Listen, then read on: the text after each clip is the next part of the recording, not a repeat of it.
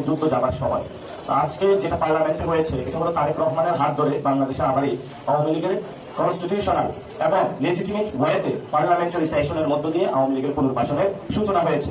এটা শহীদ জিয়াউর রহমানের একটা ছেলের হাত দিয়ে, বেগম জিয়ার ছেলের হাত দিয়ে বাংলাদেশে আওয়ামী লীগের পুনর্বাসন শুরু হবে, এটা আমাদের কল্পনা ছিল না। কিন্তু ওটা উনি করে দেখিয়েছেন, সাহস দেখিয়েছেন, কারণ ওনার মাথাটা উনি দিল্লির কাছে নত করেছেন। এই জন্য আজকে এই অবস্থা হয়েছে। এই জন্য আমরা ওনাকে আহ্বান জানাবো যে দিল্লির আধিপত্যবাদ সেটা থেকে বের হয়ে আসেন, মার্কিন আধিপত্যবাদ থেকে বের হয়ে আসেন। বাংলাদেশের অসংখ্য মানুষ আছে যারা বাংলাদেশের জন্য ফাইট করতে রাজি আছে। আপনি যদি তাদের কাছে গিয়ে আত্মসমর্পণ করেন তাহলে বাংলাদেশের মানুষ আপনার থেকে মুখ ফিরিয়ে নেবে। আজকে সালাউদ্দিন সাহেব বললেন যে অভ্যুত্থানের পরে চুপ্পুর কাছে যারা উপদেষ্টা ছিল তারা কেন শপথ নিয়েছিল। সেই সময় আমরা কিন্তু চাইনি, শুধু একমাত্র বিএনপির কারণে। আমি প্রত্যেকটা পলিটিক্যাল পার্টির দরজায় নক করেছিলাম। আমি মেজর পক্ষ থেকে শুরু করে জামায়াত ইসলামী প্রত্যেকটা ইসলামিক আন্দোলন থেকে প্রত্যেক রাজনৈতিক দলের কাছে গিয়েছিলাম এই চুপ্পুর পদত্যাগের দাবিতে। আমরা মাঠের আন্দোলনরত ছিলাম।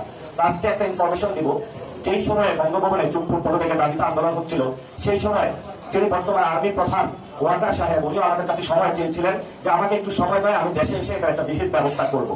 তো সেই সময় আমরা ধৈর্য ধারণ করেছিলাম রাষ্ট্রের স্ট্যাবিলিটির জন্য। বিএনপিও বলেছে একটু সময় নেওয়া প্রয়োজন, পরবর্তীতে এইসব আওয়ামী লীগের যেগুলো রেসপেন্সার আছে অটোমেটিক বিদায় হয়ে যাবে। কিন্তু আজকে আমরা দেখলাম যারা আওয়ামী লীগের রেসপেন্সার আছে তাদেরকে ক্ষমতার মধ্যে তারা অন্ধ হয়ে তাদেরকে হলো তারা তাদের ঘাড়ে তুলে নিয়েছে। এই জন্য আমি বলি যে সংসদটা অদ্ভুত এক রকমের সংসদ হয়েছে। রাষ্ট্রপতি হলো আওয়ামী লীগের, তারপরে হলো প্রধানমন্ত্রী হলো বিএনপি, আর বিরোধী দলীয় নেতা হলো জামায়াতের। অর্থাৎ এই খিচুড়ির মধ্যে সবই কিছু রাখা হয়েছে। তো যেই খিচুড়ির মধ্যে আসলে আওয়ামী লীগ থাকবো সেই খিচুড়ি আসলে বাংলাদেশের মানুষ খাবে না, এটা আমাদের স্পষ্ট বার্তা।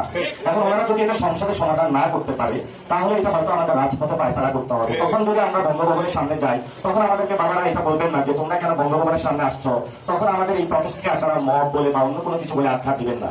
আপনারা যদি মনে করেন যে নির্বাচনের মাধ্যমে ইঞ্জিনিয়ারিং করে আপনারা ভারতের টিকিট নিয়ে আপনারা এখানে সংসদ ভবন দখল করেছেন গুন্ডা মাস্তান চাঁদাবাজদের নিয়ে এবং বাংলাদেশের মানুষকে আপনারা গ্রিন কার্ড পেয়ে গিয়েছেন, এটা আপনাদের ভুল ধারণা। এবং যেই দল আপনার মেরুদণ্ড ভেঙেছে, যেই দল আপনার মাকে হত্যা করেছে, সেই দলেই আপনি আজকে বৈধতা উৎপাদন করতে অফিস করতে আপনি সর্বাগ্রে ভূমিকা পালন করেছেন। এটা জাতির সাথে ডিরেক্ট একটা গাদ্দারি। আমরা এটা এক্সপেক্ট করি নাই। আমরা তরুণ প্রজন্ম হতাশ, আলেম ওলামারা হতাশ, এবং যারা বাংলাদেশের নাগরিকরা রয়েছে এটা কখনোই আপনাদের থেকে আমরা আশা করি নাই।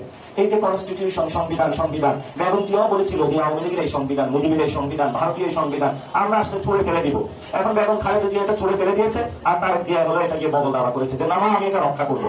আচ্ছা, অত মা একদিকে বলেছেন, ছেলে হলেও এটাকে রক্ষা করতে গিয়েছে। এটা হলো আসলে ওই যে বলে না যে মা একটার জন্য আন্দোলন করেছেন আর ছেলে হলো বিরোধী পক্ষে হলে যোগ দিয়েছে।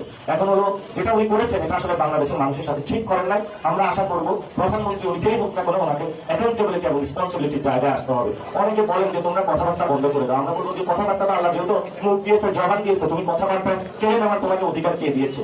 সংবিধান আমাকে অধিকার দিয়েছে। যতদিন আমরা বেঁচে থাকি ততদিন কথা বলে যাবো, কারণ কথাটাই তো ইম্পর্টেন্ট। কারণ এই কথা বলারই তো রাইট সুযোগ আমাদের আছে। বাকি সবটুকু তো কেড়ে নিয়েছেন ভারতের বিভিন্ন আধিপত্যবাদ শক্তির মাধ্যমে।